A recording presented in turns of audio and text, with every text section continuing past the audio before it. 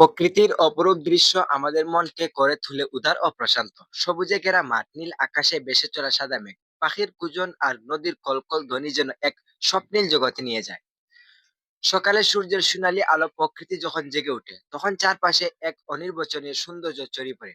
গাছপালা, ফুল, পাখি, পাহাড়, নদী সব মিলিয়ে প্রকৃতি এক অনন্য চিত্রকর্ম। এমন দৃশ্য হৃদয়ে গভীর চাপ ফেলে, মানুষকে করে তুলে সজীব ও সৃষ্টিশীল। প্রকৃতির এই রূপ শুধু চোখে দেখার নয়, হৃদয়ে ধারণ করারও। প্রকৃতির অপরূপ দৃশ্য আমাদের মনে এনে দেয় এক অনাবিল প্রশান্তি ও আনন্দ। সবুজে ঘেরা মাঠ, নীল আকাশে ভেসে বেড়ানো সাদা মেঘ, পাখির সমুদ্র কুজন আর নদীর চলচল শব্দ এক অপার্থিব পরিবেশ সৃষ্টি করে।